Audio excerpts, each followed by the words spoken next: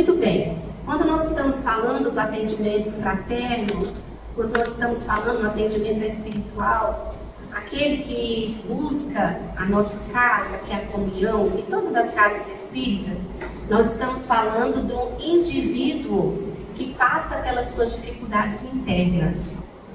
Muitos deles, para não falar a grande maioria, trazem problemas que não é no atendimento fraterno que vai ser resolvido. Porque muitas vezes as considerações que eles trazem é de uma vida toda, desta vida e muitas vezes acumulada com processos anteriores das vidas anteriores. Então a gente tem que lembrar disso. A função nossa aqui não é fazer diagnóstico psicológico, muito menos psiquiátrico. A nossa função como atendente fraterno é fazer uma interação, um acolhimento através de um olhar empático. Essa é a nossa função. E para isso, o recurso interno nosso tem que ser acrescido pelo estudo.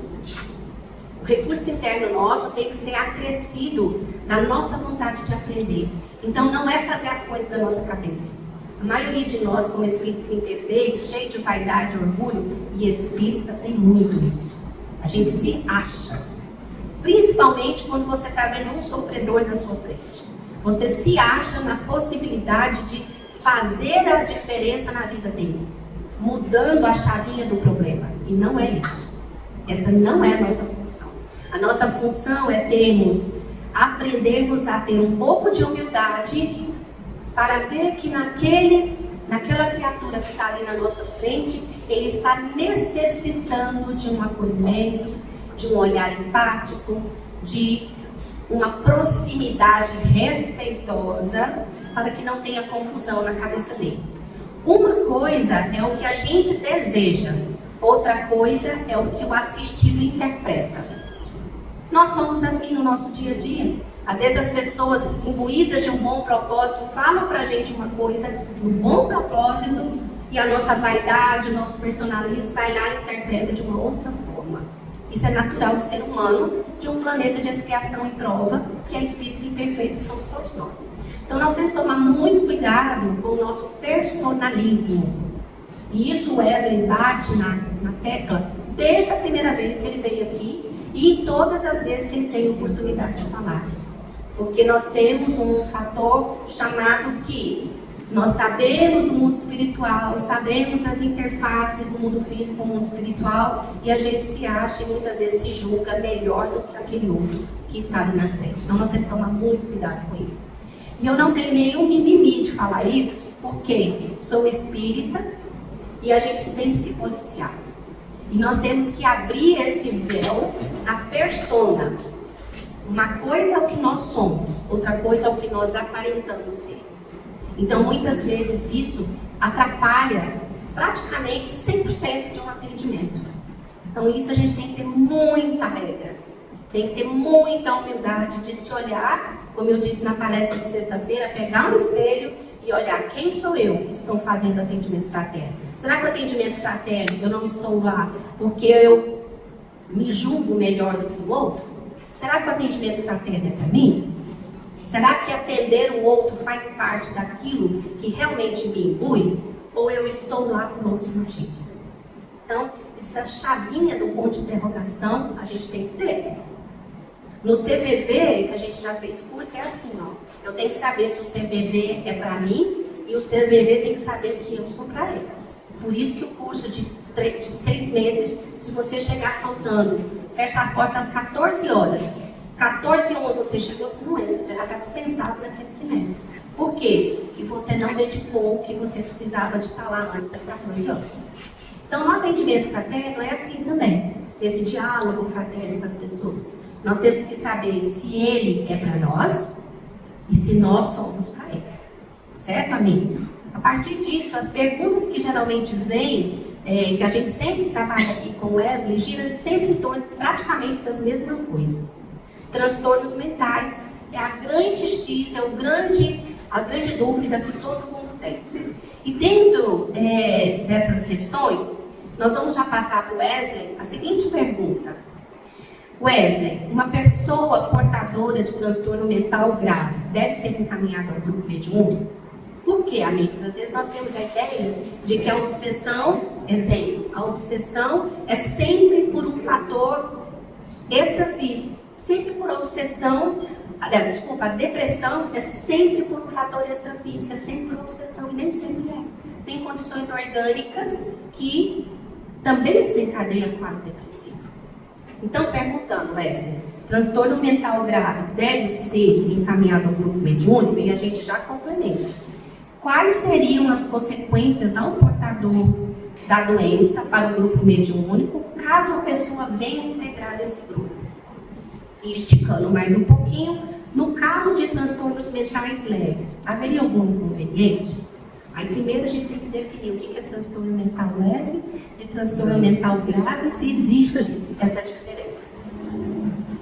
Bem, bom dia a todos. É um prazer estar aqui com vocês.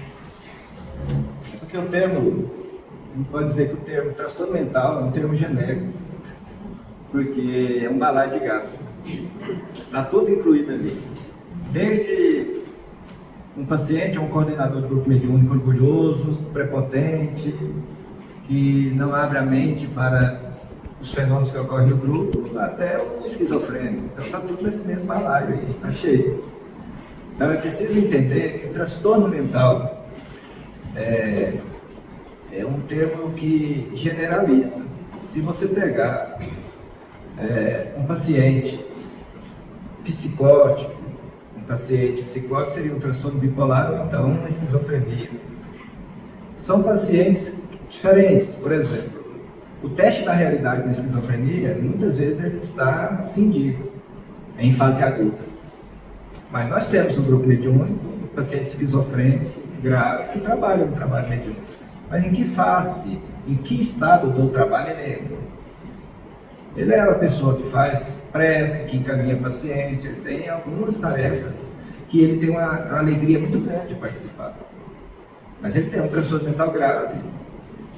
Ele está em tratamento há 8 anos no grupo, mas ele trabalha lá nessa fase, ele encaminha, prepara água frutificada, ele tem uma função. E ele é um doador inconsciente de energia.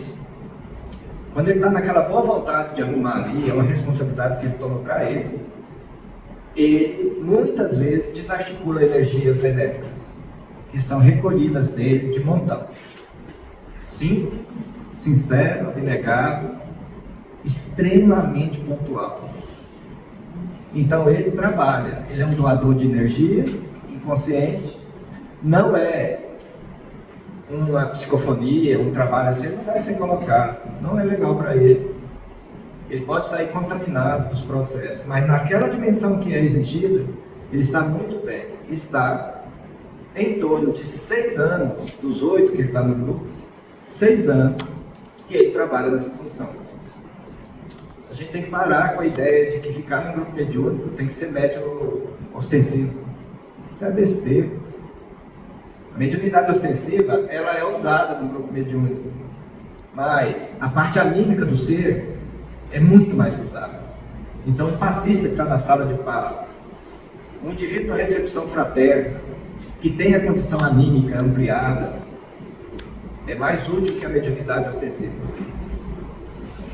Então, eu escolhi dos 50 médiuns do grupo, exatamente aqueles indivíduos que estão na sala de passe. São 30 marcas para serem cobertas. Eu escolhi os médiuns que têm a parte anímica mais ampliada do que o transe mediúnico.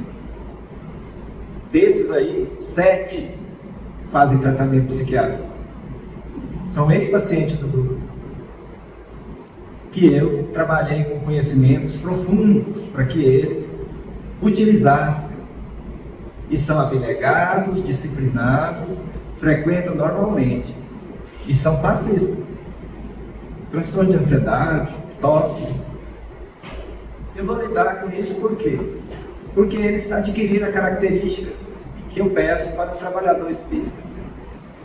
Eu estou dizendo assim porque no grupo não tem atendimento fraterno. Porque é um grupo peculiar. É um grupo que atende. Quem faz a recepção fraterna é o médico. Então, uma recepção fraterna especializada, porque Lá são só atendimentos dos meus pacientes, do SUS e do consultório particular. Mas numa condição igual aqui, não muda nada. Porque a parte do atendimento que diz respeito à medicina técnica, a fenomenologia que eu vejo, centrado na psiquiatria, eu faço. O atendente fraterno não vai fazer. Mas a parte do atendimento fraterno, de encaminhar para o grupo, qualquer atendimento fraterno pode fazer. O atendente fraterno não faz diagnóstico. Ele não tem treinamento para ver a fenomenologia. O psiquiatra olha para um paciente com transtorno mental, o que ele fala tá bom, mas o que eu olho é o fenômeno. E isso é metamensagem, não é a mensagem verbal. O psicólogo vai fazer a mesma coisa. Então, o transtorno mental não é sinônimo de mediunidade e impedimento, é apenas se ele está estabilizado. O transtorno bipolar estabilizado, ele está igual a qualquer um de nós, ele pode trabalhar. Só que, dos dois transtornos bipolar que tem no grupo, eu também não coloco eles no tratamento mediúnico, por causa dos ataques que eles recebem em decorrência do comprometimento com o passado espiritual. Então eles trabalham em outras esferas do grupo. Na parte do encaminhamento, na parte de preparo, um deles está na parte de energia, de bioenergia, ele é um médico de cura, excelente. Mas eu não coloco na psicofonia. O transe mediúnico mexe sobremaneira com os conteúdos desarmônicos que trouxeram do passado espiritual. Eles emergem para a consciência de superfície. Mas as outras atividades do grupo, na minha opinião, o grupo estaria extremamente comprometido se esses pacientes, no sentido da vida terrena, já que nós todos estamos internados aqui nessa enfermaria, a gente tem que tirar essa ideia de que transtorno mental é uma doença. Transtorno mental é um processo através do qual o indivíduo resgata. E se ele tiver que resgatar com amor e serviço ao próximo, a gente impede. Nem sempre a gente tem que resgatar as coisas com sofrimento e dor, gente. Se você impede um paciente com transtorno mental de frequentar um grupo para que ele resgate as coisas dele com amor e assistência ao próximo, quem somos nós para tomar essa decisão?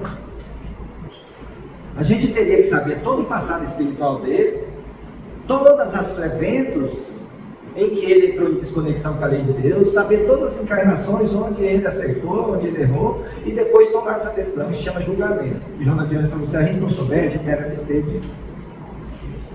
A gente tem que confiar na assistência espiritual que nos orienta e fala assim: vai, deixa, coloca nele.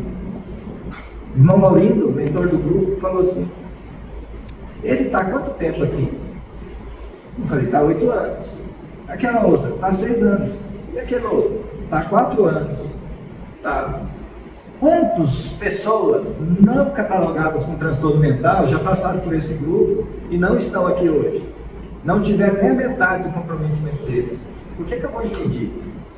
É psicofonia? É preconceito? É psicofobia? Então, gente, a gente tem que parar com esse negócio de que o transtorno mental é algo à parte. É algo à parte. Não é. Bem tratados, avaliados, eles podem contribuir com qualquer outro. E é um impedimento ilícito, impedir de fazer o trabalho. É claro que nós vamos ter condições graves trabalhando no grupo mediúnico. O exemplo que eu dei no início é um transtorno mental grave, transtorno de personalidade. Quantos transtornos de personalidade dirigem casa espírita por aí? Que o dia da reunião de diretoria o pau quebra. Pau quebra. Vaidade demais, tudo, isso também é transtorno mental. André Luiz fala que vaidade, prepotência, arrogância, egocentrismo também é doença mental. Enraizada, de difícil resolução e que atravanca os movimentos espírita pelo Brasil afora. Então é importante entender que temos que avaliar os eixos da pessoa. Não só o eixo 1, que é o transtorno mental. Olha o temperamento, a personalidade. Olha a situação de vida, a condição médica. Olha as condições gerais da inserção na família, que eu não vejo motivo e nem impedimento para essas pessoas serem resgatar os seus problemas, as suas dificuldades com o trabalho ao próximo. E eles ficam felizes. A Giovana, eu me permito falar o nome dela, é um transtorno do espectro autista.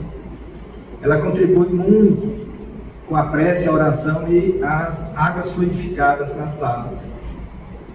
E não existe pessoa mais doce para encaminhar os pacientes do que a Giovana. Um autismo de médio desempenho, mas que trabalha no grupo. E ela, por causa da forma com que ela lida com o atendimento, ela também na sala de passo doa energia. É constante. A Mariani, que tem uma vidência extraordinária, fala: Wesley, olha lá, estão retirando a energia da Giovana. Ela está desarticulando a energia. Então, gente, só existe uma coisa na cura: amor. Só existe uma coisa no trabalho: amor.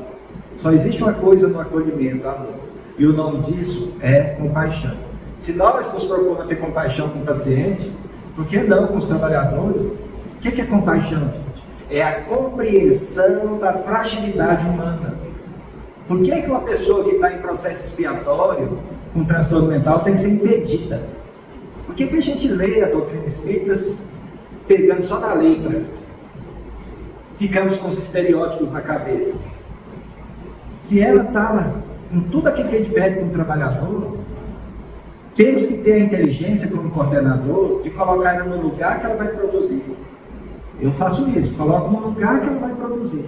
E está feliz assim, e está muito bem assim, e está estabilizada assim, e está sem medicamento, já que autismo não é doença. Esquizofrenia é um transtorno do neurodesenvolvimento, está confirmado já, geneticamente. Então, se ela estiver estável, por que impedir a pessoa de mais altos voos no campo da caridade, da assistência? Então, gente, vamos tirar essa coisa de transtorno mental, tá? Mas e o grave? O que é considerado grave? Um paciente reagudizado, um paciente que está com teste da realidade, você não vai colocar no grupo mediúnico assim, né? Por caridade, manda tratar. Uma mediunidade torturada, tratar. Então, qual o papel do receptor, da recepção fraterna? Já que o tratamento nesse campo é complementar, o tratamento espírita é complementar. Complementa o quê? Aquilo que a ciência não alcança. Então, se a ciência não alcança a parte espiritual da pessoa, você vai acolher, não doutrinariamente, vou falar para vocês vão assustar com isso. Para com questões doutrinárias para pacientes que vocês acolhem aqui. A condição doutrinária tem que ser mastigada neurolinguisticamente. Nós temos que estudar neurolinguística para a gente explicar o doutrinário de outro jeito. 90% dos grupos dos pacientes que estão lá no tratamento não são espíritas do grupo Saúde Integral. São evangélicos, protestantes, agnósticos, ateus. Imagina se eu vou falar coisa doutrinária para ele. Eu pego o doutrinário e transformo ele nas sábias palavras da Joana de Ângeles, do André Luiz, de Kardec, e eu coloco o conceito, coloco o nome lá embaixo. Mas eu coloco o conceito de uma forma tão lógica, tão racional, que o agnóstico fala: desse jeito eu aceito. Olha, isso que está falando é uma verdade. Aí eu coloquei Leonardo Boff lá: mas o senhor não é espírita? Eu falei: não, eu sou uma pessoa espiritualista e sou espírita. Mas não dessa forma que você está pensando, dogmático. Coloquei Leonardo Boff lá. Eu falei: mas você foi espongado? Eu falei: tá. Preconceito igual com o transtorno mental? Ele fala que o indivíduo vale não com o que ele sabe, mas pelo que ele faz com o que ele sabe. Vai, o doutrina espírita faz isso, Jesus fala isso. Aí coloca lá, Gonzalo Pecote, mas isso é da logosofia? Sim, ele fala que o indivíduo que não muda os conceitos vive com preconceitos, porque não avança. Então, quando eu falo desse jeito, eu estou explicando a doutrina espírita, estou acolhendo a pessoa na recepção fraterna, mas com a lógica tão cristalina. Por que eu estou fazendo isso? Porque Kardec falou que o indivíduo tem que compreender, ele tem que saber e tem que acreditar. Mas é porque ele sabe e compreende, então é uma fé raciocinada. Nós temos que dar isso, gente, e não preocupar com o diagnóstico. É isso, a gente tem que estudar a doutrina espírita, o ensino moral, porque o ensino moral vai ser fundamental. O indivíduo tem que ser acolhido antes de qualquer diagnóstico reducionista. O transtorno mental é um reducionismo. Você esquece, os 6 eixos faz parte da saúde mental. Boa parte dos pacientes tem sofrimento mental, não psiquiátrico. Aquilo que a gente acha que é transtorno mental, muitas vezes é autoobsessão. Para quem quadro mais grave de autoobsessão, que é depressão. Se você trata, pode colocar no grupo. Tem uma odontóloga depressiva grave. Já fizemos inúmeros tratamentos. Segunda-feira eu falei, você precisa iniciar suas atividades. Você é médium de cura, por isso que não melhora. Você está precisando ir além. Não dá mais para você saber. O ensino moral da doutrina espírita tem que melhorar nossa praxis, nossa prática.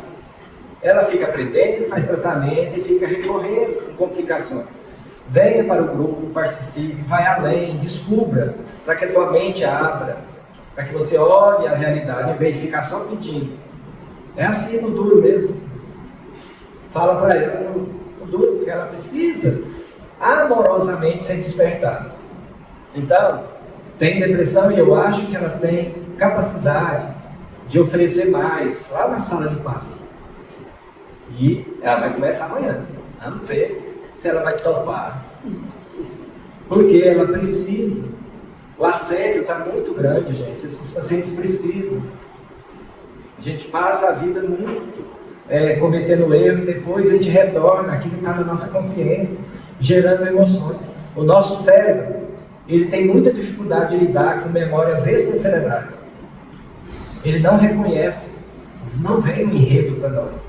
De vez em quando vem, o transtorno mental traz tudo para a consciência do ser, mas sem entender, são emoções muito aflitivas.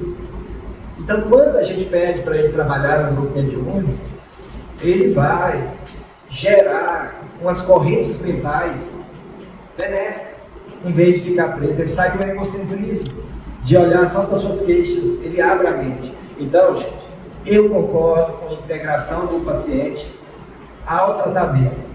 Da melhor forma que for, o coordenador tem que estudar muito para ele tomar uma decisão. E eu sempre tomo ele de forma colegiada. Eu pergunto para o restante do grupo mais antigo, do grupo original, e vou tomando a decisão. Como que eu faço? Eu dou tarefas estratificadas para ele.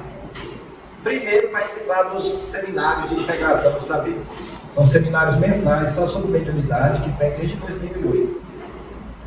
Já estudamos muita coisa nesse seminário. Uma vez por mês, a manhã toda de domingo. Aí depois, coloco ele para outra atividade. Coloco ele no acolhimento. O acolhimento no grupo é diferente da recepção fraterna. Ele vai receber os pacientes que estão chegando no grupo.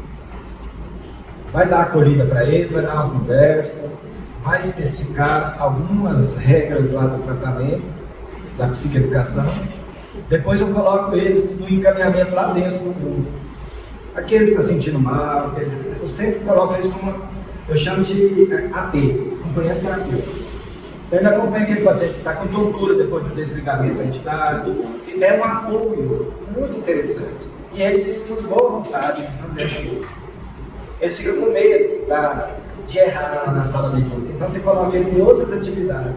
Está trabalhando como qualquer outro. Tá? Então, cabe o atendente fraterno aqui, que não tem formação técnica, a aprender sobre transtornos mentais, aprender sobre fisiologia, aprender sobre comportamento, aprender sobre comunicação. Isso sim, é um conhecimento que tem que ter. Não para diagnóstico, mas para poder olhar o paciente na sua realidade, na sua expiação, na sua aprovação que está passando. Aí reconhece e vai integrando ele. Primeira coisa é o acolhimento da sua dor. E nesse momento ele, como paciente, deve ser integrado ao tratamento da melhor forma possível. Agora, a parte médica, a parte psicoterápica dele é outra coisa, tá? É muita coisa, né, gente? Então, vocês estão vendo que existe algo que é superior àquilo que a gente pensa que nós estamos fazendo pela doutrina espírita, que é o Evangelho do Cristo. Todos os grandes pensadores que estão tendo uma caminhada adequada são pessoas que estão vinculadas à verdade. Então, a verdade da doutrina espírita, ela está abaixo do Evangelho. Então, uma coisa é sermos espíritas, outra coisa é sermos cristãos. Ser cristão está acima, então isso independe de religião. Isso é tão verdadeiro que as casas espíritas aqui, foi feito um trabalho em São Paulo em 2012, onde a Alessandra Luchetti, que juntamente com o Giancarlo Luchetti, que são grandes pesquisadores em saúde e espiritualidade, tem um trabalho que diz o seguinte: os atendimentos fraternos das casas espíritas recebem muito mais pessoas com problemas do que até os hospitais escola. Então isso faz com que a gente tenha que se preparar, não para fazer diagnóstico, mas poder ter uma integração entre as áreas. Qual que é o problema de ter dividido no movimento federativo em áreas? Que todo mundo está só na sua área. Não tem diálogo, né? Não tem diálogo com as outras áreas, então fica ali. O serviço do Wesley é um serviço específico. Ele é um pouco diferente da grande maioria das casas espíritas. Um pouco não, muito diferente, porque ele é muito especializado. Mas as casas espíritas dependem dos nossos estudos. E é estudo, não é para saber um pouquinho a mais, é estudo necessário para saber muito mais. Por isso que o convite ao estudo, à integração, à participação nos seminários, não depende só do coordenador, depende de cada um. O coordenador pode até falar, precisamos fazer isso. Se 20 não quiser, vai fazer só 3. Então, no atendimento fraterno, a gente precisa, no atendimento espiritual, a gente precisa estar unido. Mas tem que ter um diálogo entre as áreas. Isso é importante, fundamental. Com relação à questão, Wesley, aqui na comunhão existe a possibilidade de atendimentos, às vezes ao mesmo assistido, né, o atendimento continuado. E isso muitas vezes acontece em vários locais. E é necessário que seja para determinadas patologias. Diferentemente do que o documento orientador do Conselho Federativo Nacional da FEB orienta, que cada criatura deve ser assistida, não pode ter vínculo com o atendimento fraterno, porque isso pode, inclusive, direcionar a más interpretações por parte do atendido, mas por invigilância do atendente. Principalmente quando existem emoções, sentimentos que são despertados no atendido por invigilância do atendente. Como é que a gente pode trabalhar isso, Wesley? O atendimento que a gente coloca no atendimento fraterno, existem regras de proximidade. As regras de proximidade, elas são de um atendimento social, é uma questão social. Não é uma questão íntima, é uma questão social. Então existem regras. Não podemos quebrar essas regras. Porque uma pessoa em sofrimento mental, a gente só tem certeza do que a gente fala, do que ele escuta e não sabe. Não sabemos o que ele vai interpretar. Então a gente tem que ficar numa posição de equilíbrio, uma posição não de superioridade, mas de incompreensão da dor e do sofrimento. E eu penso que muitas vezes, mantendo essa postura, a gente pode impedir esses desvios que já se sabe que ocorrem em vários outros ambientes. O atendimento fraterno, ele é compassivo, é baseado na compaixão.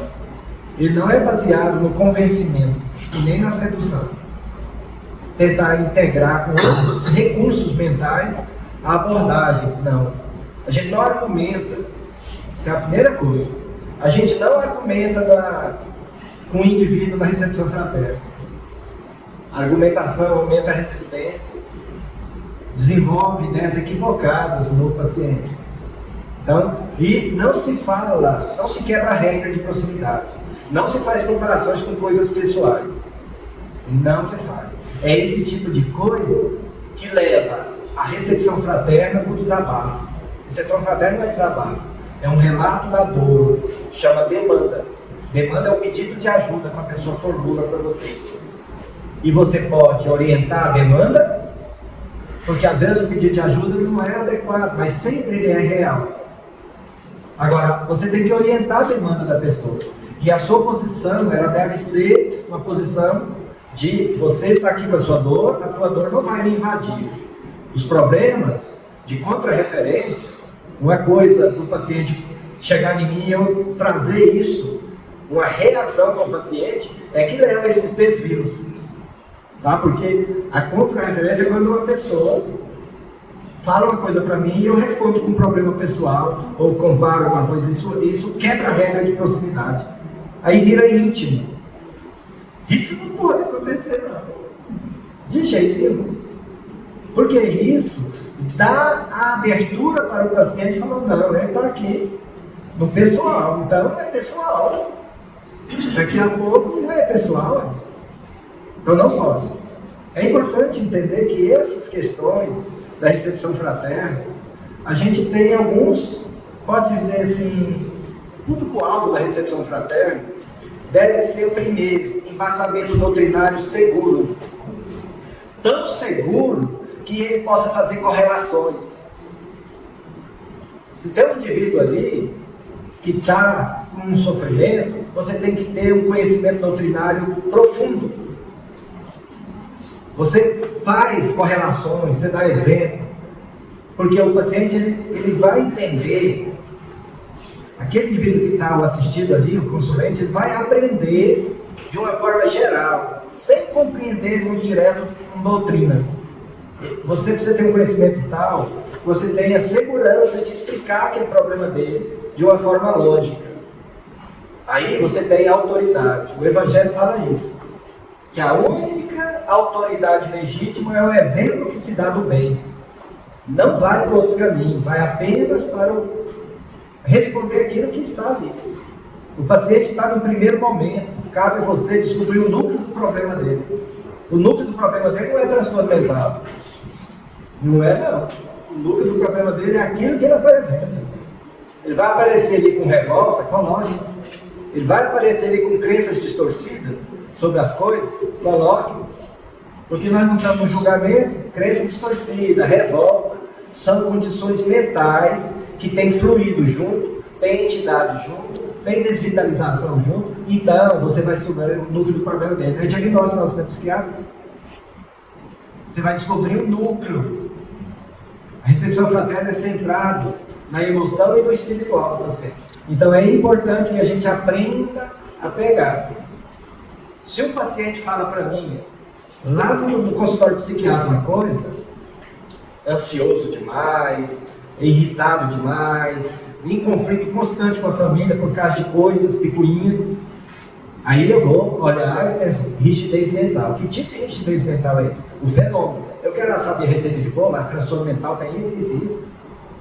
Eu quero olhar o fenômeno psiquiátrico dele, mental dele. E aí eu já vi que a rigidez mental dele é caracterizada pelo perfeccionismo, a ilusão de controle que ele tem com tudo e a antecipação ansiosa. Rigidez mental. Isso é do psiquiatra. Eu descobri lá no consultório psiquiátrico, mas isso é abordagem na psicologia. Eu vou ter que encaminhar para a psicologia, vou escrever para o psicólogo depois.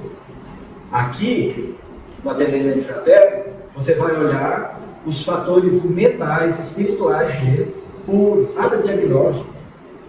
Vai ter que ser dessa forma o atendimento. Você vai olhar aquilo que é da dimensão daqui. Eu vou olhar lá, já que todo mundo que está na plateia lá, toda segunda-feira, é um atendimento específico, é o psiquiatra que faz a triagem. Todos que estão lá na recepção, lá não é um serviço público, viu? Lá eu só atendo os pacientes dos consultórios do SUS e do particular. Eu fiz a triagem de todos eles. E eu encaminhei eles para lá. Não tem nada a ver com o consultório. É um atendimento social, voluntário, todo mundo lá. É um tratamento espírita. Então, nesse caso, é uma recepção fraterna especializada. Comunhão desse tamanho aqui, deveria ter mais psicólogos fazendo a recepção fraterna.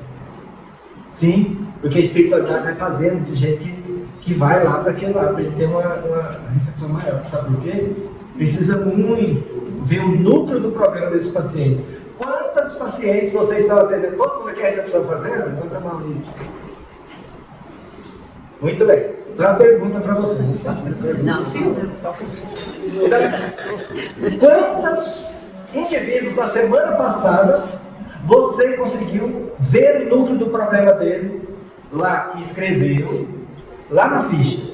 núcleo do problema central, no atendimento ou no segundo, porque isso vai depender do desfecho seguinte. É uma pergunta retórica, não precisa responder.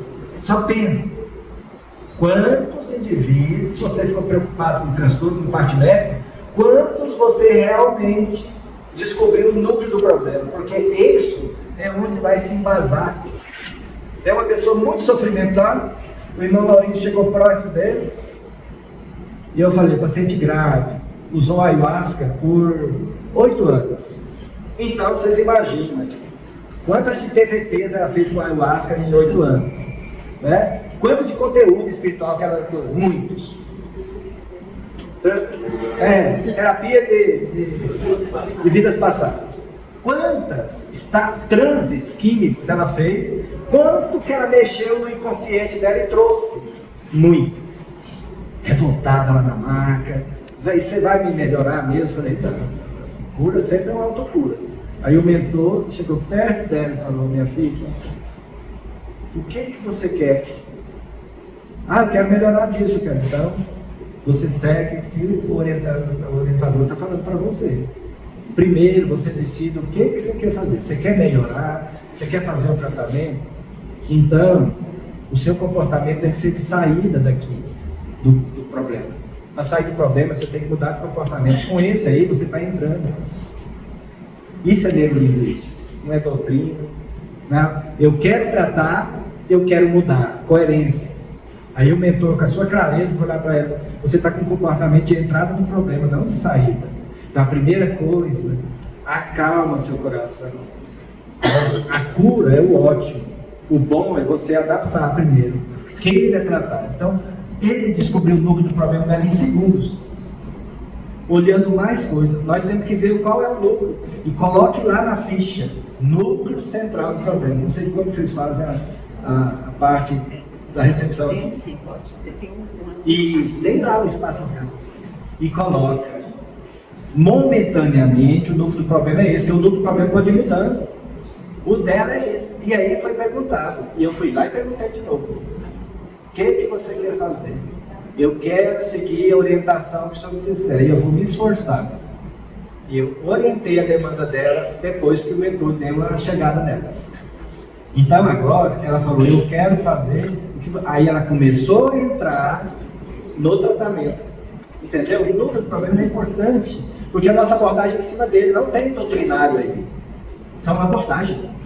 Isso é interessante, porque pensando assim, o atendente fraterno vai ficar mais atento com o que é diagnóstico. Você não tem que preocupar com o tratamento psiquiátrico se tem transtorno mental. Você tem que preocupar com o que ele aparenta agora. Ontem, por exemplo, tinha pacientes meus aqui. E estavam escutando atentamente. No final, fui conversar com ele. Nossa, isso aí me explicou uma coisa que o senhor me falou lá que eu não entendi. Estava lá na plateia. Eu achei interessante mais isso. Né? É uma coisa. Então, ele está entendendo. Mesmo em surto psicológico. Então, ele vai poder trabalhar depois, mas ainda está muito regredido. Mas é um processo. A senhora que está lá na frente. Então, eu penso isso o tempo todo. E o meu sonho é que todos os pacientes se tornem trabalhadores.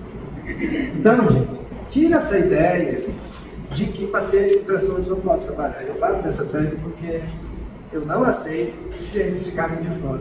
E eles querem trabalhar, querem muito. E a gente tem que ter o bom senso de ver os que podem. Então, é importante a gente ver isso como um meio. E o grande treinamento do núcleo do problema depende de sintonia com a indução, com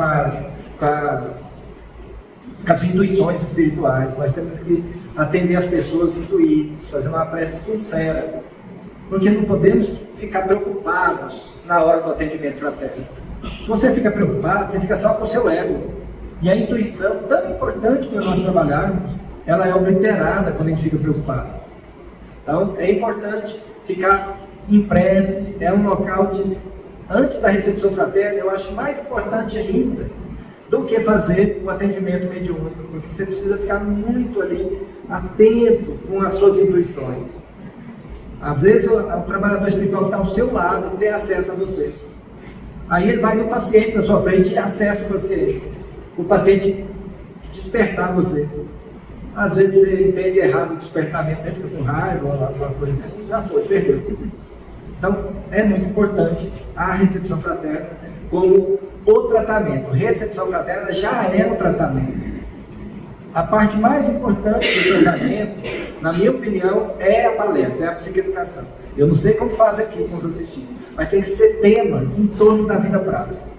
De assistir lá no YouTube as psicoeducação, você vai ver que como é construído isso. Ontem eu dei um exemplo de psicoeducação, falando sobre o tema de ontem.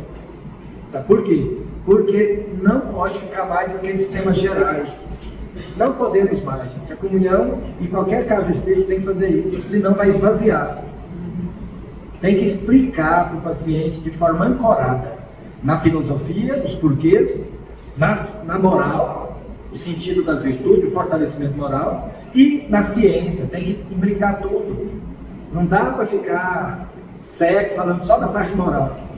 Não tem sentido para o paciente. Ele está sofrendo. Isso é o que o Wesley falou, é importante, porque a gente tem que guardar espaço mental todos os dias no trabalho, né, Wesley? Tem que dedicar no mínimo 10 minutos por dia no trabalho, não é só no dia do trabalho, é todo dia, né? Isso facilita esse intercâmbio pela via intuitiva, que nem sempre o atendente fraterno está ali na frente, tem clarividência, clareaudiência, está vendo as coisas, não. Mas a gente é acessado no campo dos sentimentos, na nossa intelectualidade, para poder ter o melhor despertamento possível para aquele caso.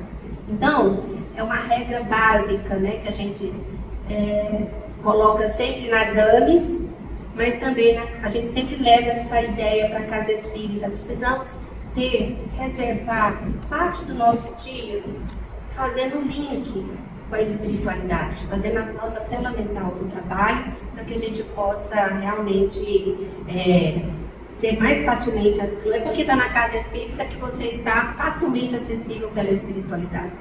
Às vezes não. E isso mostra o primeiro capítulo de Missionários da Luz, o psicógrafo. 5 médiums fazendo MEP. Na época não era MEP, mas fazendo estudo e prática da mediunidade. Desses 5, só um conseguia ser acessado pela espiritualidade. E os outros saíram batendo boca e falando mal da casa espírita quando terminou a reunião mediúnica, porque eles já estavam ali, há tempos. Mas é porque na realidade estava visando o fenômeno e não a ajuda. Então, a espiritualidade respeita o livre-arbítrio também de cada um, né? Teve uma psicografia uns anos atrás no grupo explicando exatamente como manter a sintonia do grupo inteiro. Primeira condição que o orientador explicou lá é a afetividade entre eles. Como resolver isso? Porque casas muito grandes, e eu considero aqui muito grande, gigante, estava no cenáculo lá na irradiação espírita, que são 500 e poucos metros, imagina aqui. O nosso é 50 metros, eu já acho muito. Então veja bem, a primeira coisa que ele colocou é: vocês não podem esquecer o trabalho durante a semana. Vocês têm que dedicar uns momentos mentalizando o trabalho, para vocês criarem uma egrégora, um campo de energia, porque aí mostra propósito, o propósito de vocês. Vocês não estão indo ali só desincumbindo a tarefa, vocês são a tarefa. Então essa é a primeira coisa. E para o grupo, todo dia. O nosso grupo facilita, porque a gente se reúne todo dia mesmo, de domingo a domingo. Então, todo dia, de terça a sexta, às 8h30 da noite, a gente se reúne pelo Zoom e faz a vibração para os pacientes, à distância. Sábado e domingo, agora terminaram lá, provavelmente. Às 8 da manhã de domingo, é 8 da manhã de sábado. Então a gente se reúne todo dia, né? O Evangelho faz vibração para os pacientes. O que é meia hora de dedicação de prece? O ectoplasma que você consegue emitir com isso. Então, se o grupo de acolhimento fraterno fizesse isso, impregnando as salas, antes de começar, a turma do atendimento fraterno entra, porque foi isso que ele falou para nós. Você vai para o consultório, você faz a sua vibração lá. O amigo que te acompanha nas consultas vai ter mais acesso sobre você. E você faz uma prece direcionada para o trabalho seu, para toda a vibração. todo dia você mentaliza o trabalho. Você não vai estar desligado do trabalho quando você chegar lá, se segunda-feira para trabalhar, para dar palestra e trabalhar. Você vai ter o cuidado diário, então afetividade entre os médios, lembrar do trabalho a semana toda, não o dia inteiro, mas momentos. E aí o terceiro processo é importante, que é a questão do preparo para a vida. O preparo para a vida, aquilo que o Divaldo fala na correção lá, qualidade da prática mediúnica, a qualidade da ação e a qualidade do repouso. Cuide da sua vida. Se você orar, vigiar, fazer essas práticas aqui, você tem atenção individual. É isso que o mentor falou lá na psicografia. Crie o seu EPI. O EPI do médico na hora da cirurgia não é o gorro, a máscara, o avental, tudo, a luva. Esse é o EPI dele. Quem está mexendo com a lixeira não tem um EPI? Com lixo? O atendente fraterno também tem que ter um EPI dele, para não se contaminar e poder desempenhar com clareza a sua tarefa.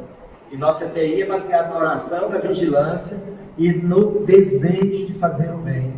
Você constrói esse EPI. Então é muito importante isso para o processo. Nós temos que saber que nós estamos mergulhados nos resíduos emitidos pelo paciente e que precisamos estar ali bem. E se um paciente incorporar lá na frente, uma mediunidade torturada? A próxima pergunta. Calma. Sem ansiedade. Sem ansiedade, sem toque.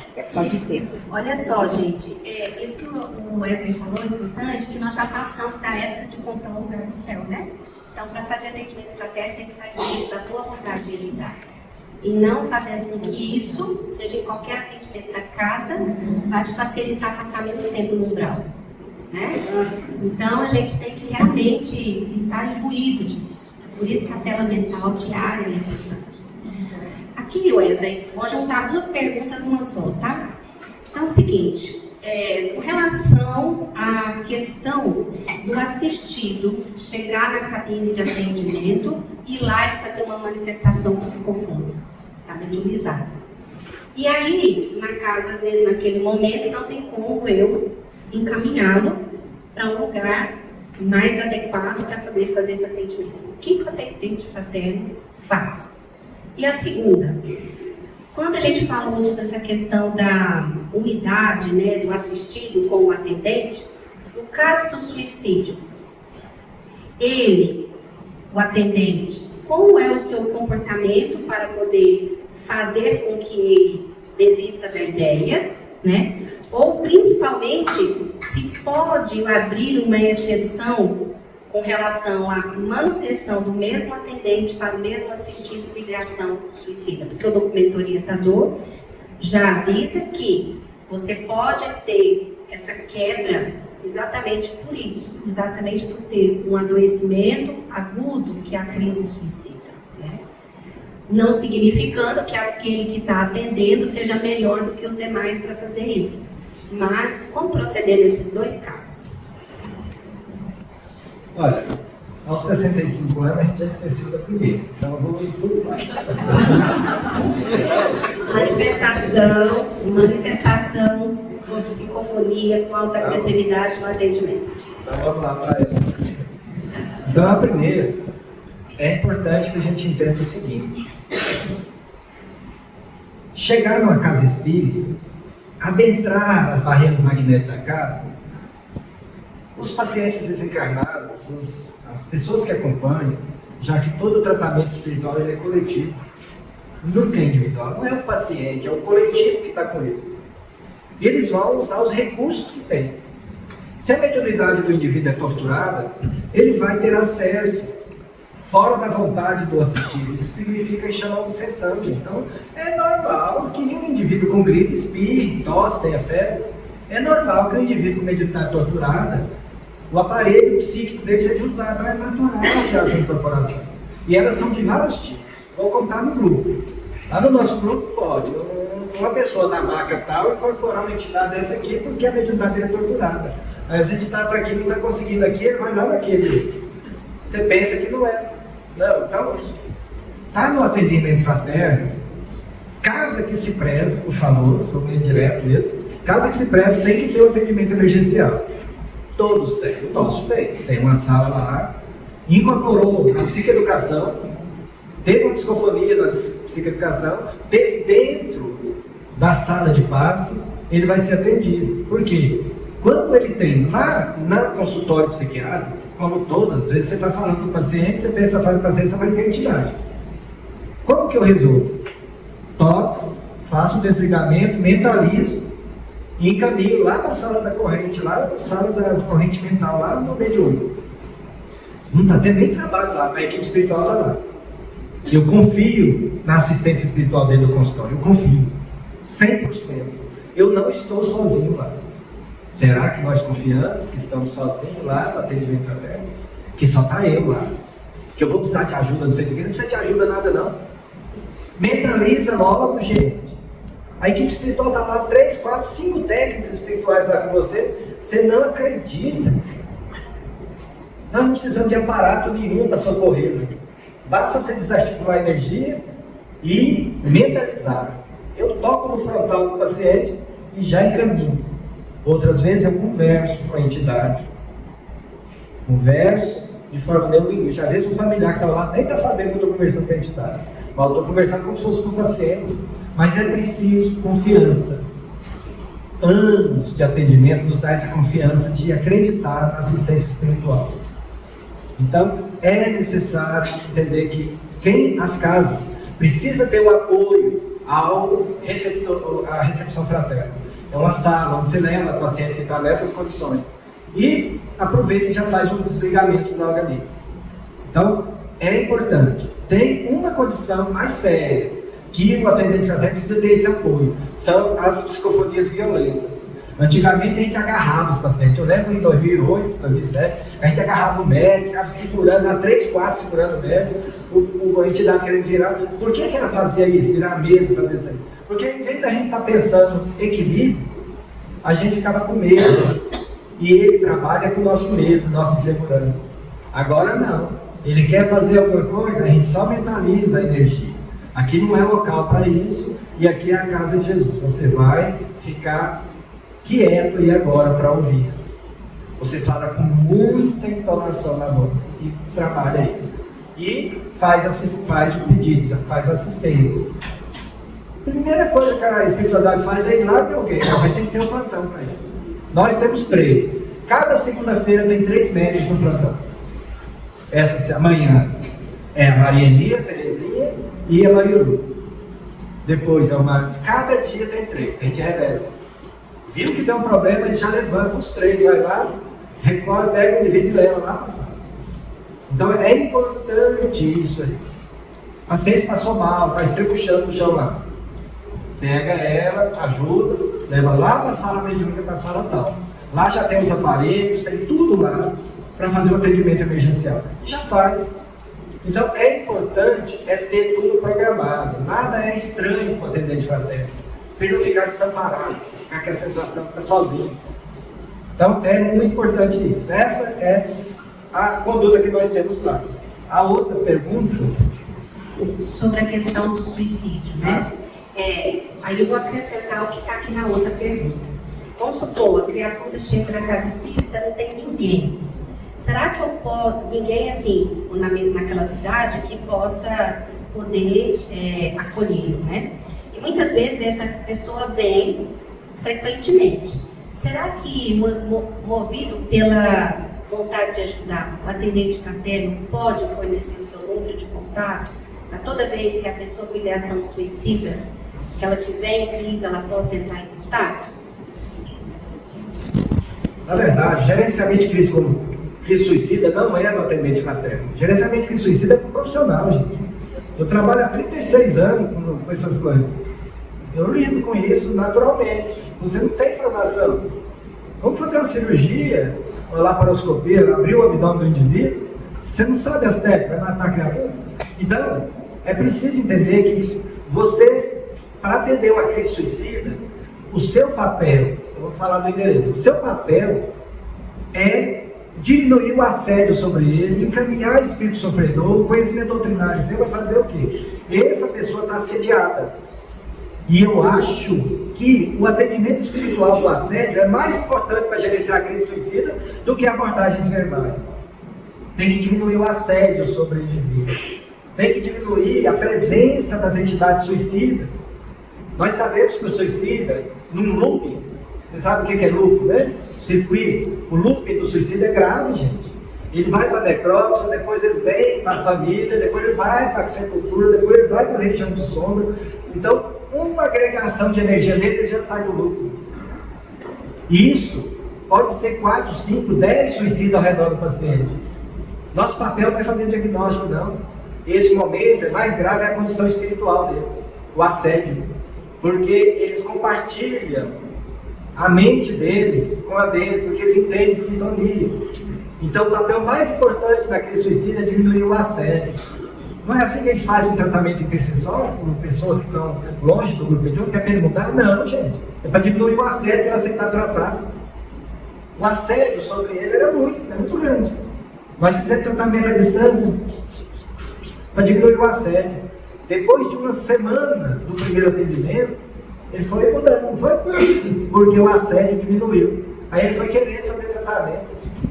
Então, no suicida, gente, esquece da abordagem humana, a abordagem espiritual. E eu digo para vocês, vocês querem gerenciar a crise suicida? Tome conta primeiro do assédio espiritual, porque a ciência não vai fazer isso. A nossa abordagem é importante, mas eu atendi no consultório uma ideação suicida, o assistente social conversa, fundo fulano, conversa todo mundo. Quando eu não tenho nenhum apoio, que eu não tenho segurança, é internação. Agora, se tiver jeito de eu tomar uma providência, eu evito o telefone. Porque o atendente fraterno dá o telefone é diferente de uma pessoa dar o telefone lá no trabalho. Entendeu? Isso muitas vezes o psiquiatra dá para gerenciamento de crise. Mas dar o telefone não tem um sentido, você não vai gerenciar a crise. Mas você pode tomar providências. E é importante que nesse momento você compartilhe a providência com mais gente. Não é só você. Então, até dar o número, pode até ocorrer, mas eu digo que gerenciamento de crise suicida é questão médica. Ele pode ser acompanhado. Se tiver voluntários na casa no momento, ele tem que ser acompanhado até uma instituição de saúde. O comportamento suicida iminente. Tá? Então, e não tem ninguém. Mas não é essa a condição que mais chama atenção. A condição suicida que mais me chama atenção é quando os fatores de tentar suicídio estão dentro da própria família. Esses são mais graves.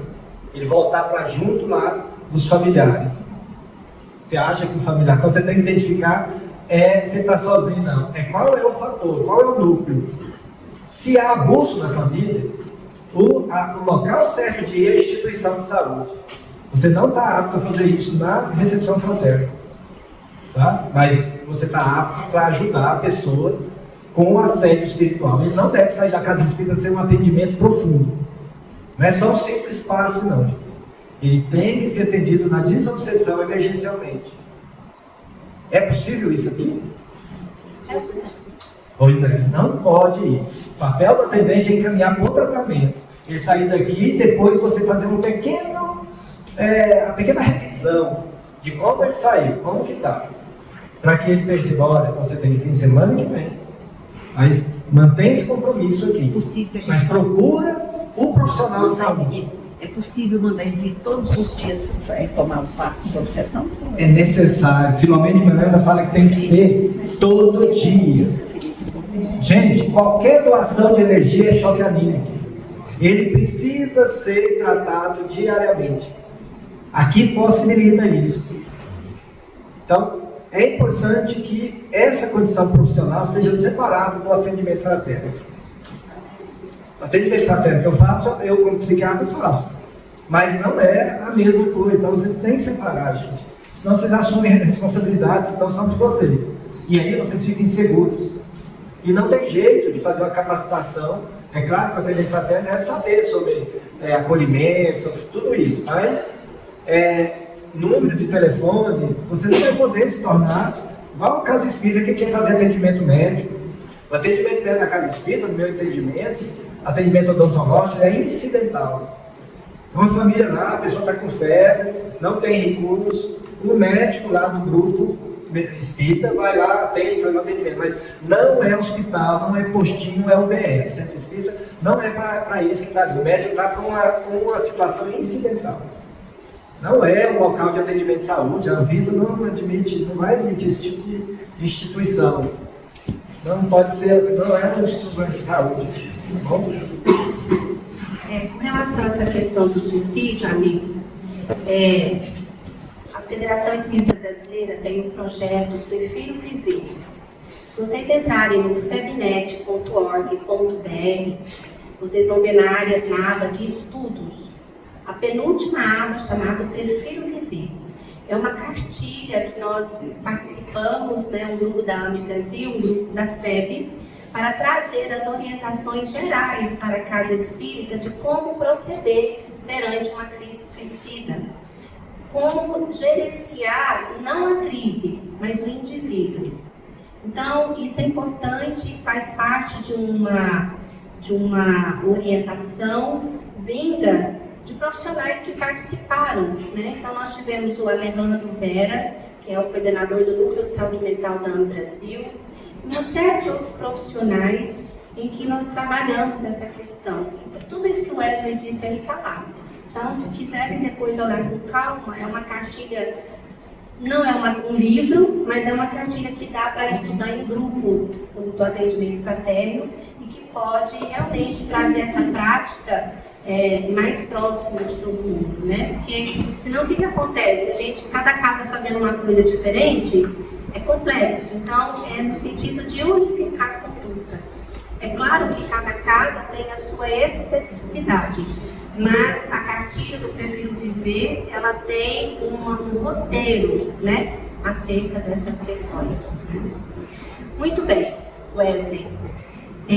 Pensando também no atendimento fraterno, como trazer a mensagem do Cristo sem minimizar a dor do assistido? Que muitas vezes, ao trazer a mensagem do Cristo, você estimula culpa, estimula remorso, estimula confusão de sentimentos no assistido. Como é que a gente pode se preparar melhor para isso? Novamente, o Cristo fica bem evidente para nós. Há uma diferença entre ensino moral e a parte do exemplo. Quando Jesus colocou que ele é o caminho, a verdade e a vida, ninguém vai ao Pai senão por mim, ele estava falando da praxis dele, da prática, do exemplo que ele dava para assistir. Ontem, na aula de ontem, eu coloquei uma imagem muito bonita, das vestes de Jesus iluminadas e uma mulher tocando as vestes. Essa imagem estava na capa lá da apresentação. Lá é para dizer, por exemplo, do amor que deve estar imbuído o receptor fraterno, ou qualquer outra pessoa no grupo mediúnico, no trabalho espírita, para ele ter a energia, o amor, para quem seja atendido, seja contaminado, no bom sentido, por essa energia, por essa vibração.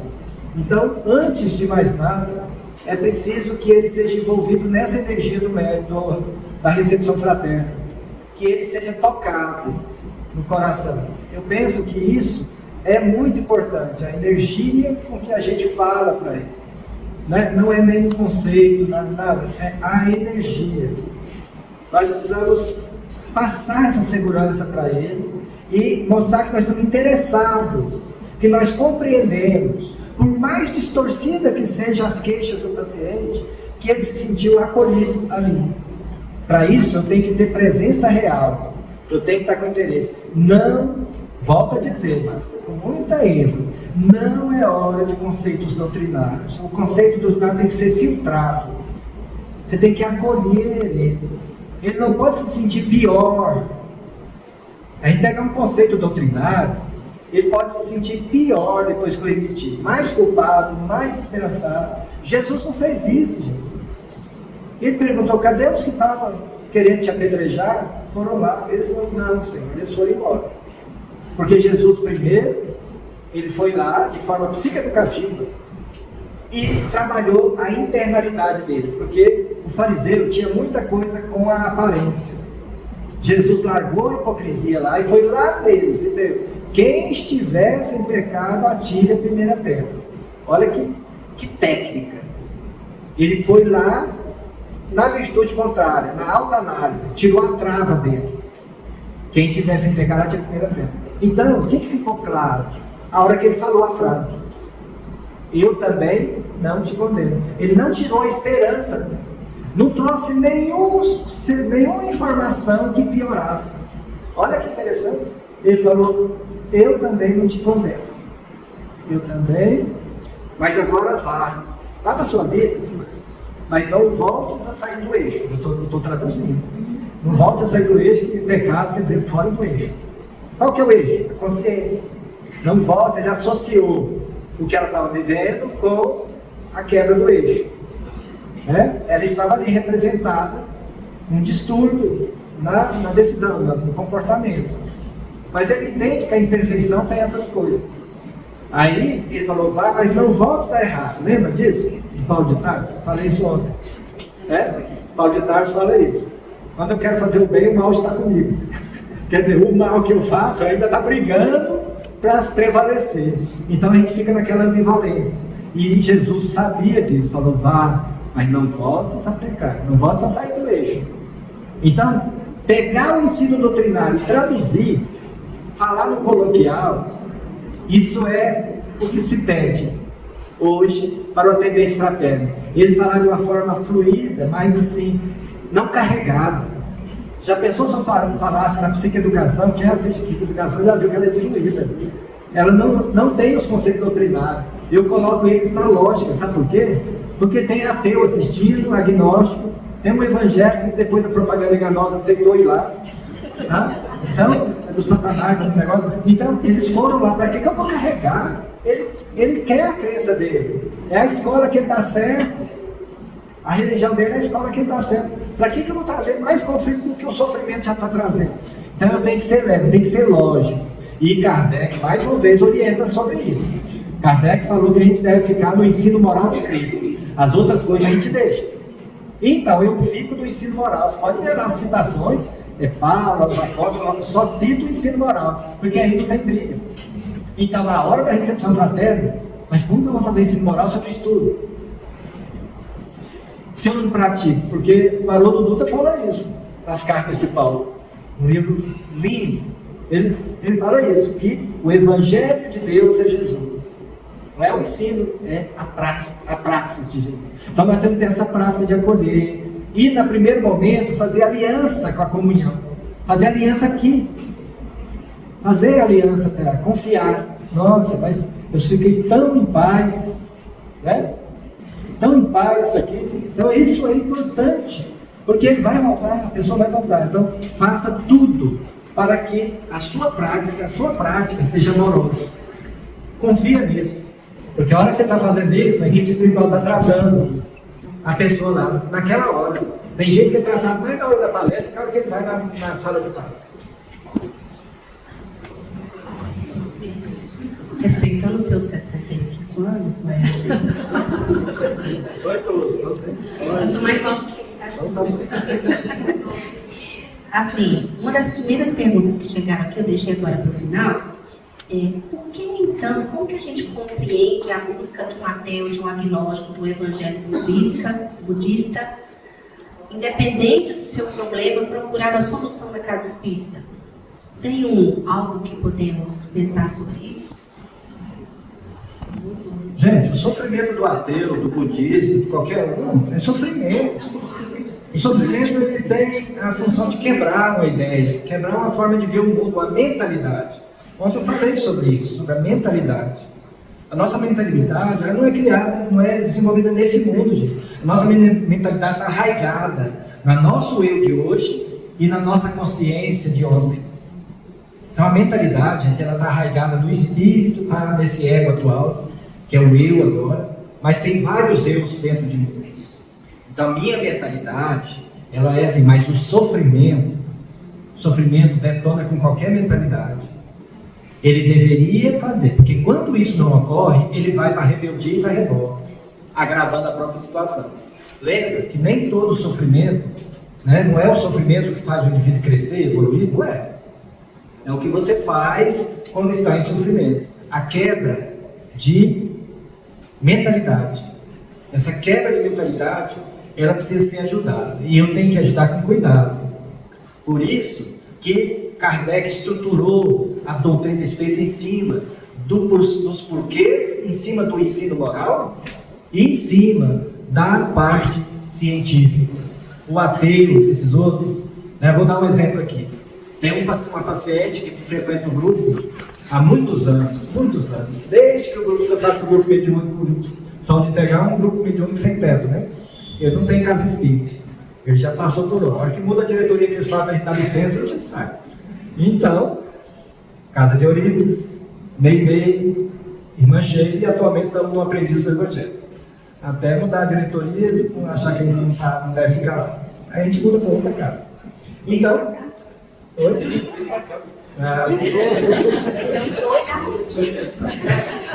Então, onde eu estava? Assim, 8 anos, tem mais de 8 anos. Ela está no grupo, tem uma tricotilomania grave. É como se ela estivesse fazendo quimioterapia grave. Está em melhorar abundantemente. Mas tricotilomania é uma auto-obsessão grave. Tricotilomania é o ato de, para quem tem cabelo, arrancar o cabelo. Então, é importante entender que o esposo dela, o arquiteto, muito conhecido, ele é agnóstico. Mas, veja o agnóstico. É uma das pessoas com o coração mais amoroso que tem. Ele é agnóstico. Então, tem muita gente alisando banco de templo e não é tão agnóstico como ele. Então, muito amoroso, mas com um coração muito bom. Lida com essa esposa com um amor muito centrado.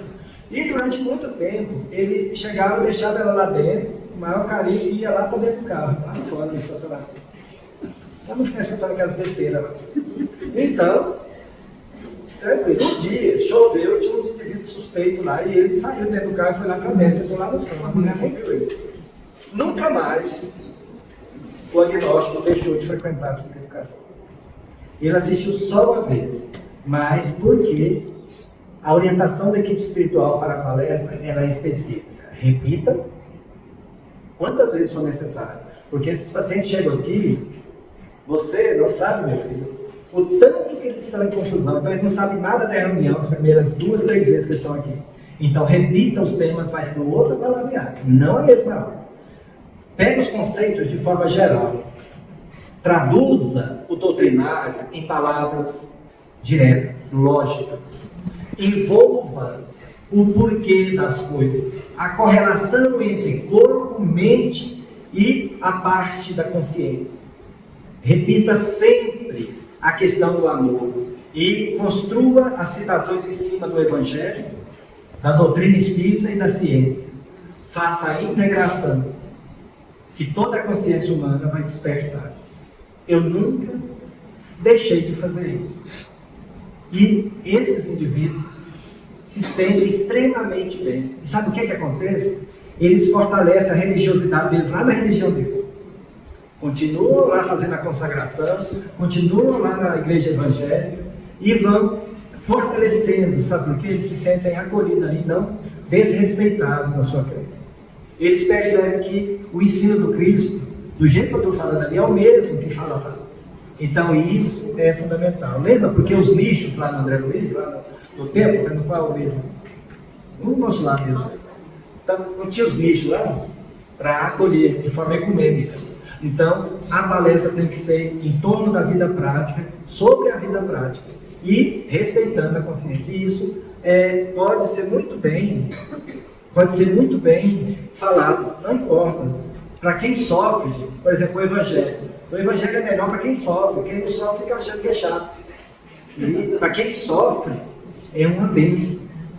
Então, é importante que quem sofra, com a crença que ele tem, você atenda. E toda palestra para paciente, toda psicoeducação, eu prefiro psicoeducação que palestra.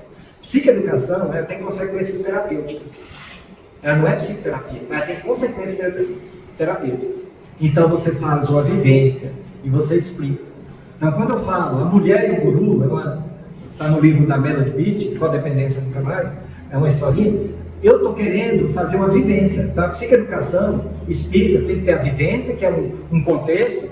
Depois ele tem que fazer o mapa cognitivo, que é fazer as interações. Depois ele tem que fazer a conexão com a realidade dele. E depois tem que ver a necessidade de mudar. Isso é terapêutico. A palestra tem que ser assim. Não pode rebaixar a pessoa. A pessoa fica assim, mas você é ruim mesmo, hein? Você é bem ruim. Né? Você é para baixo, né? Não pode. Ela tem que elevar o indivíduo, porque nós precisamos desbloquear os centros de forças superiores. E o ensino faz isso. A gente não sabe quanto de aulas no plano espiritual aquela pessoa teve antes de renascer.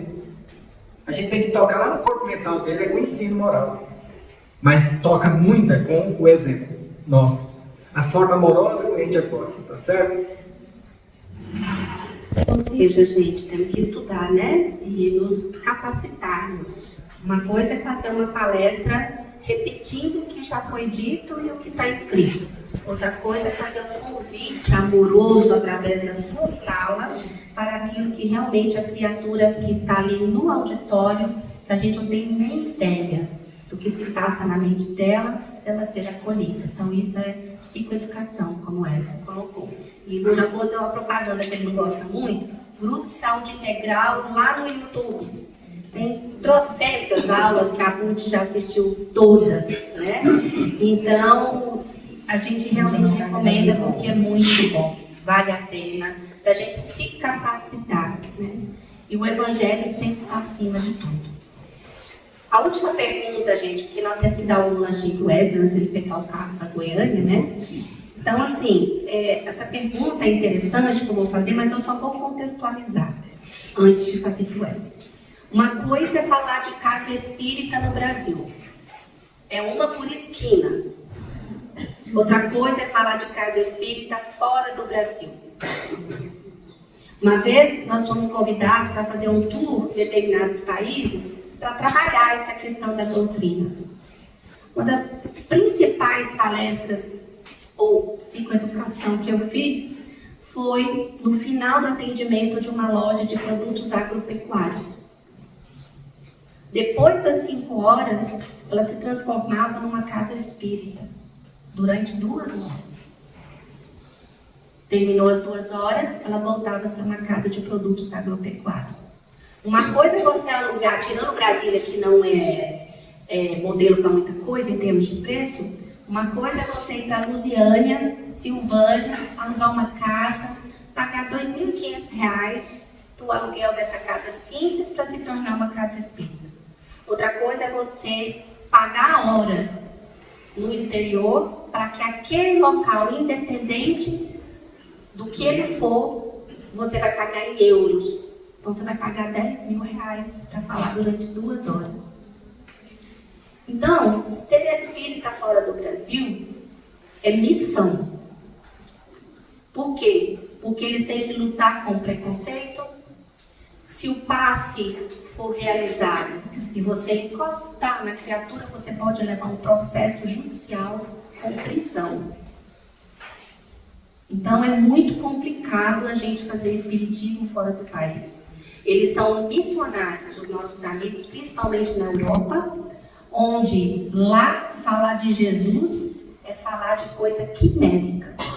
Porque eles morreram, muitos deles morreram inúmeras vezes nas guerras santas em nome do Cristo. Então nós não podemos nem julgá-los, porque eles estão com direito ainda de se sentirem traídos pela religião.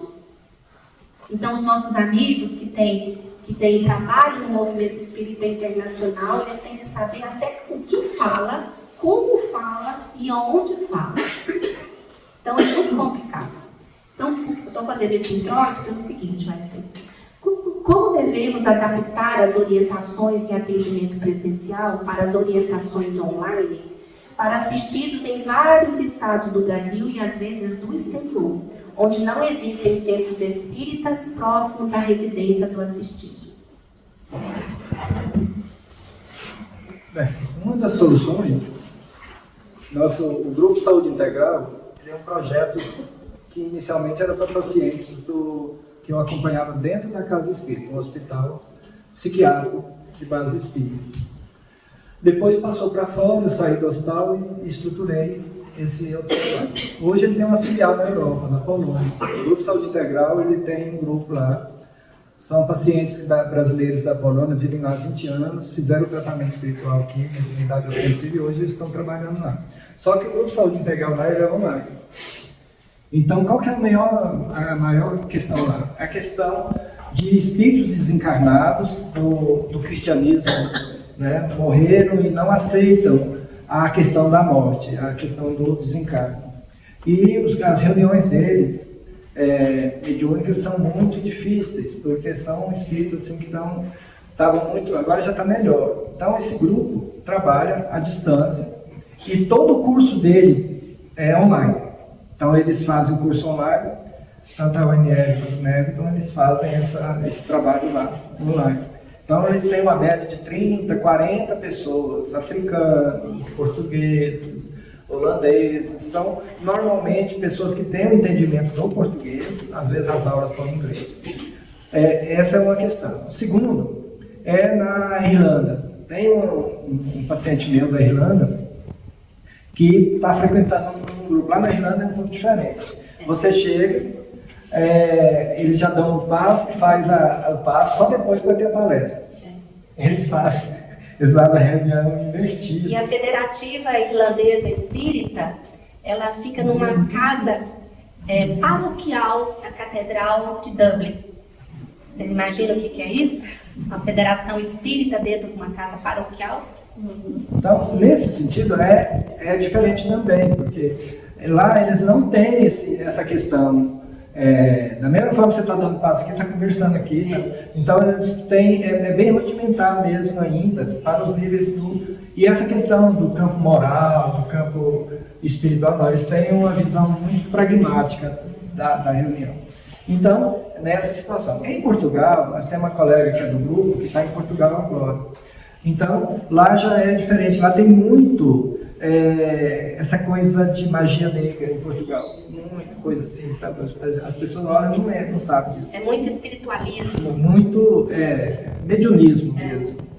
Então tem muito isso. E ela está trabalhando lá, que ela trabalha com constelação, ela continua trabalhando no nosso grupo, todas as atividades online ela trabalha, mas ela fala disso, que ataques espirituais constantes. Então cada região tem um foco. Então o que nós trabalhamos hoje, tem muita gente espalhada no mundo inteiro, por causa do grupo ser online, espalhado no mundo inteiro. O que a gente observa é que para aqueles que têm um acesso ao português, essas aulas e essas atividades à distância não tem prejuízo nenhum de um atendimento presencial. Não há. Tudo é no campo mental, gente, no campo consciencial. Então, o tratamento à distância, ele funciona como em qualquer outra condição presencial. O tratamento é psíquico. Você dá choque anímico fazendo tratamento à distância por qualquer paciente que está no exterior. Os brasileiros que fazem tratamento, né, a sessão online do trabalho que for aberto aqui na comunhão, pedir para ele ficar impresso lá na hora, gente, o tratamento é igual. A Revista Espírita Francesa tem um relato claro disso. Não sei se é de 1986, não lembro mais. 1866. Tem um relato lá, o médium, o espírito, orientando a fazer uma vibração para uma moça. E eles foram fazendo. No final, ela tinha melhorado. Então, a base da vibração é a mesma do trabalho mediúnico. Agora, imagine você atendendo uma pessoa aqui, doando energia sem medo, com confiança. Imagina o quanto de ectoplasma que você desarticula para ser olhado, os princípios do atendimento ser feito. Então, o atendente fraterno é um tratamento espiritual. Para de pensar nele como uma simples entrevista. Não é uma simples entrevista. É tratamento. E com o tratamento, você vai ter a principal mediunidade do futuro, que é intuitivo. Principal mediunidade do futuro é intuitivo. Sempre vai ser. Eu creio que a consulta médica, como Kardec falou, no passado e até hoje, ainda tem muitos médiums médicos, mas no futuro, médicos médicos, por causa da intuição. E a mediunidade com Jesus, a prática mediúnica, com Jesus e a prática médica com Jesus tem por base a intuição. Sempre que eles percebem que a nossa ação é amorosa, encaminha um trabalhador espiritual para nos acompanhar nessa prática. E é interessante, gente, eu combino, eu falo lá, olha, você vai no grupo hoje, nós vamos fazer um atendimento emergencial. Quando chega lá, o mentor fala, olha, aquele paciente ali está vindo para atendimento emergencial. Eu falei isso lá no consultório, nem falei para os médicos lá. A hora que chega lá, a Socorro já fala, Wesley, a espiritualidade do paciente veio, você está aí. Então, eu falei isso lá no consultório, não falei nada para ela, falei só para o paciente não teve contato com ela. Ele está lá na assistência assistindo a aula, e é para colocar ele na terceira sala. Porque na terceira sala são aqueles que o tratamento vai se desdobrar, vai fazer o primeiro diagnóstico espiritual. Porque senão trava as outras salas, fica esperando terminar, o trabalho é mais prolongado. Então, aqui nós temos essa diferenciação profunda do tratamento. Lá na Europa, a gente tem que trabalhar com essa vibração à distância. Gente, funciona. Há pouco tempo, o indivíduo estava na Alemanha fazendo um doutorado. Ela teve um transe mediúnico lá na faculdade, uma coisa muito... Eles estavam querendo internar. A mãe comunicou com o grupo, ela faz parte do grupo. A gente fez o atendimento à distância, conseguiu que a entidade incorporasse no médium aqui, saísse de lá e viesse, liberou ela do quadro, fizemos um acolhimento, foi feita a sedação da entidade, foi feito o desdobramento do tratamento. O atendimento à distância funciona como qualquer outro atendimento. É importante a gente colocar isso na cabeça, tá? Porque quanto que a gente fica, por exemplo, na frente de uma TV, na frente de uma coisa, porque não dedica todo dia. Depois que você desencarnar, você não vai ter, a alfândega não vai passar celular, não vai passar TV. Gente, a alfândega não passa nada, a alfândega da morte. Então, a gente tem que se treinar a ficar sem essas coisas. Senão vai ficar igual o parente lá do André Luiz, pegando barro lá no umbral, pensando que é outro. O avô. O Dr. Wesley tem uma psicoeducação só de tratamento à distância. Maravilhosa a aula do senhor. Tem, tá lá, só. O tratamento à distância é uma prática, gente. Por exemplo, vamos pegar um dependente químico, vou mostrar que que faz. A gente pede, a equipe espiritual pede que a gente mentalize ele. Ele tem coisa boa dentro dele. Mas ele está com a mente fixa no uso de crack. Aí que jeito que a gente faz? É o tratamento intercessório. A mãe, a avó, alguém que está indo lá no grupo mediúnico. O tratamento intercessório, gente, não é para mudar a pessoa. É para mudar os agravantes. Então a gente começa a trabalhar nas entidades que servem. A gente começa a diminuir o assédio sobre ele. Ele está ligado à cidade das drogas, ambientes onde aquilo ali, a hora que ele dorme, ele é desdobrado para lá, a hora que ele está acordado, ele está usando aqui, a hora que está dormindo, está usando lá. Então ele não tem o tratamento intercessório tenta tirar isso, tenta diminuir para ver se ele aceita tratar. Então aí a gente vai atendendo a família e vai atendendo ele. Água mora em pedra dura. E aí a gente vai tentando, até que ele aceita, não, me leva lá para consultar, eu não quero consultar. Aí a gente vai fazendo uma vibração na área da consciência desperta da pessoa. O que é consciência desperta? É aquilo de bom que ele tem nele. A gente vai vibrando para ele. Vai vibrando, vai vibrando. Nós temos um exemplo de tanto que a nossa mente influencia. No livro Sexo e Destino, André Luiz e um senhor lá que estava acompanhando o desencarne da filha próxima, ele estava pensando muito na infidelidade do genro que estava desencarnando. E eles induziram o comportamento dos dois, eles ficaram alarmados. André Luiz ficou alarmado com aquilo. Mostrando o tanto que vibração, gente, consegue mobilizar a mudança. E eles praticamente induziram, depois ele explica isso lá. Então a gente não pode ler olhando o romance, a gente tem que ler olhando os valores e princípios. Então nesse caso, o tratamento à distância do paciente com dependência química ajuda sobremaneira desse jeito, você vai vibrando, confiando nele. Por quê? Tem a contracorrente. A família está pensando sempre que está usando. Toda vez que sai da visão dele, está usando. Então há uma vibração pelo usar muito forte. E isso é em todos os lugares. Viu? Alguém fala com você está doente. Nossa, estou sentindo mal demais. Cuidado com isso. Parece uma queixa formal que você está sentindo mal mesmo. Mas cuidado com o que você deixa com os outros. O que eles vão vibrar em você? Você tá ruim, você tá ruim, você tá ruim. Nossa, fulana tá ruim. Fala com o terceiro, nossa, mas fulana tá ruim, você ficou sabendo?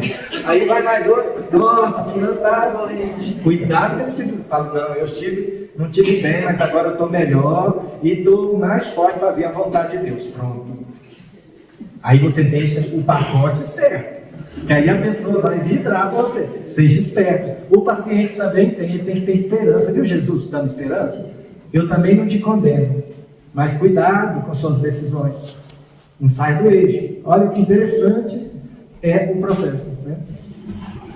E isso que o Wesley está falando, gente, está tudo em dois locais, os dois principais locais da codificação. Capítulo 2 do livro dos Médiuns, não há nada do maravilhoso e nem do sobrenatural. E na Gênesis, a fotografia do pensamento, onde Kardec vai falar que o nosso pensamento, ele corre pelo fluido cósmico universal do nosso planeta, então ele é instantâneo. Por isso que o tratamento à distância, ele funciona e muito bem, mas depende muito da vibração daquele que está emitindo o pensamento. E também precisa ter a sintonia, chave e fechadura entre ambos, o assistido e o atendente. Vou dar um exemplo para vocês. Há poucos dias, o mentor espiritual fez uma fala para nós muito interessante. Ele falou assim, olha, veja bem, vocês estão vendo as pessoas colocando o nome na vibração aí? Vocês sabem como funciona isso? Nós falamos, nós queremos saber. Eu penso assim, põe o nome aí e a gente vai vibrar, né? Ele falou, não é assim que funciona não, meu filho. Oi? A equipe espiritual, né? Não, ele falou o seguinte, ó, quando você pega, assim, ó, fulano tá passando mal, você vai lá e coloca a vibração. E aí tá, você jogou a responsabilidade para a vibração, não é assim que funciona não. Você é corresponsável. O indivíduo que você está pedindo é o endereço vibratório. Você é para onde a energia vai. Então, na hora que você vai fazer a vibração, você tem que estar lá pronta para receber energia e canalizar para o assistido. Porque quem está fazendo lá não sabe, vai gerar só muito amor em favor da pessoa. Aí a energia vai para a senhora é o condensador vibratório. E a mente da senhora olhando para o endereço vibratório que a senhora quer ajudar. Não é só escrever o nome lá, não. Tem que direcionar a energia para o endereço. Então, não adianta. Tratamento espiritual não é mágico, não. Você põe o nome ali, não tem interesse, não tem nada, se vira espiritual. Você vai achar a pessoa. Se lasca aí. Vocês estão indo no plano espiritual, vocês podem ir para qualquer. Não é assim, não, gente. Tratamento espírita não é sobrenatural. Ele segue regras. Então, se vai pedir em favor de alguém, você é ator principal nisso. A gente explica isso, tem uma lista lá enorme. Na hora, fique com a mente receptiva. Mal estou trabalhando, fica com a mente receptiva. Você está trabalhando ali, você não fica pensando nas coisas que está trabalhando. Pensa em favor daquela pessoa que você pediu ajuda. Aí então põe o nome lá e pronto. Isso não é assim não. Mágica. Precisa ter um segmento. E é você que sabe. Você pôs o nome lá num ato de compaixão e empatia com a dor do outro. Mas ele tem que ser prático, gente. Só colocar o nome é empatia, lembra? Sentir, né? E servir. Empatia é você sentir. Mas você só vai mesmo ajudar se você ter compaixão. Compaixão é uma empatia prática. Então você vai lá realmente fazer algo pela pessoa. Não vai só pôr o nome. Então, gente, nós temos que estudar Kardec, né? Não tem jeito. Tem que estudar Kardec. Livro dos Médiuns, capítulo 2. Eu falo para os meus alunos, porque eu sou facilitadora lá na FEB, do Livro dos Médiuns, assim, para mim, de todos os capítulos que são importantes, esse é o maior. Porque a gente mistifica muito essa questão e a gente tira a nossa responsabilidade da condução do nosso pensamento. O pensamento não é só do plano espiritual. Às vezes, nós encarnados é que obsidiamos os desencarnados. Então, isso tem que tomar bastante cuidado, por isso que é orar e vigiar e orar, independente da sequência. A gente tem que aprender a controlar o pensamento, porque a gente se distrai muito facilmente, não é? Olha, presta muita atenção, a Márcia falou uma coisa importante. Sabe o que está verdadeiramente epidêmico? Luto complicado. Gente, o luto complicado está epidêmico nas recepções fraternas. Quando você vê alguém falando da morte, quando vê falando da morte de um familiar, falando de detalhes que todo mundo teria esquecido. E você pensa que a pessoa morreu há 2 semanas atrás. A pessoa fala que tem 10 anos que a mãe morreu, que ele está falando disso, ele está com um luto complicado. Gente, preste atenção.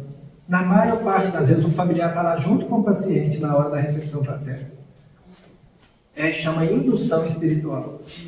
Não é uma obsessão simples, porque não há intenção malévola no ato. É apenas um amor que adoeceu, um apego. E isso, gente, pode fazer igual numa psicofonia, pode ter uma ressonância vibratória dos dois. E às vezes o encarnado começa a manifestar os problemas médicos daquele que foi. Gente, isso é muito frequente. E nós temos que olhar e ver a síndrome espiritual ali na nossa frente. E você tem que suspeitar quem vai ter que fazer. Eu não vou pedir ressonância para ela, tá? Não, eu vou pedir um outro aparelho sensível, chama aparelho mediúnico. Então, na reunião, eles vão ter que avaliar se é ou não é, mas eu coloco em interrogação. Indução, obsessão simples, luto complicado. Pronto, isso é um fato. Eu recolho esse fato. Aí eu vou lá verificar. E aí tem que começar todo o tratamento. A semana passada, a paciente tem uma falta de ar terrível lá no SUS, me apareceu. Uma falta de ar muito grande. E o filho morreu com a telectasia. Faz 10 anos. Ela não libera. Telectasia é o pulmão que deu fechado. Colapsou. Então, ele morreu com a dispneia muito grande. E no eco o rapaz está lá. E a primeira manifestação dele na psicofonia é: por favor, me liberte da minha mãe. Me liberte, pelo amor de Deus. Eu não aguento mais. Isso. Até agora conseguiu. Mas conseguiu por causa dela? Não. Conseguiu por causa do tanto que ele engajou na orientação espiritual lá nas enfermarias, lá do GSI, no plano astral. Aí até que a espiritualidade falou: não, por causa da resignação, da forma com que está lidando, ele vai ser liberado semana que vem. E foi liberado. Agora eu vou conversar com ela, sem ser essa segunda, no outro plantão de segunda, para me ver, porque provavelmente ela vai continuar com as dificuldades até a mente dela parar de plasmar isso. Ela acha o seguinte, que ela deveria ter levado ele para outro hospital, não para aquele que levou. Então, culpa. Ilusão de controle. Vocês estão vendo que o Wesley está empolgado, né, gente? Nós já estamos ali quase 11 horas. Nós não temos culpa mais. Não tem mais culpa, ela vai ter que estar aqui para as horas. Um livro bem legal que eu gostaria até de indicar para vocês: Obsessão Suas Máscaras, né, Wesley? Da doutora Marlene Nobre, editora Folha Espírita. Costuma ter aqui na comunhão. E o Wesley fez conosco vários tópicos, principalmente fixação mental, indução mental, no nosso Planalto Manhãs de Luz, todo sábado de manhã. Então, faço convite para vocês, se não encontrarem o livro até comprado, pode assistir todos esses nossos encontros, todo sábado de manhã, né, Solange? 9 horas da manhã. Nós estamos agora de recesso, mas em agosto a gente está aí, tá bom? Online, tá? Manhãs de Luz. Ame Planalto, nosso canal.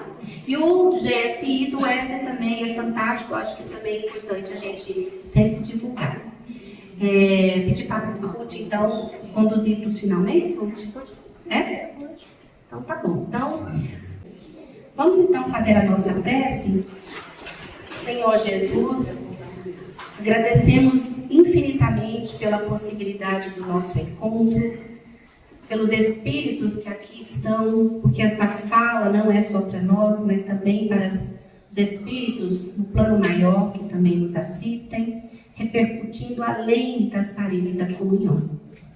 Muito obrigada por tudo aquilo que o Senhor tem nos oportunizado, agradecemos infinitamente pela paciência conosco e com certeza, Senhor, nos comprometemos contigo, dentro da área do atendimento espiritual, nos capacitarmos não só pelo nosso intelecto, mas principalmente pelo nosso coração, ampliando os nossos sentimentos em amorosidade, em fraternidade, em esperança e em confiança em nós, mas também oferecer tudo isso àquele que nos procura. Muito obrigada, Senhor, por esta oportunidade nesta existência.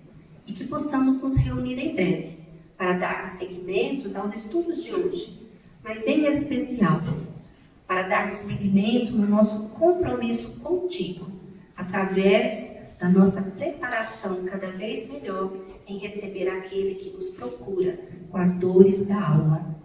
Muito obrigada, Senhor, por tudo. Que assim seja.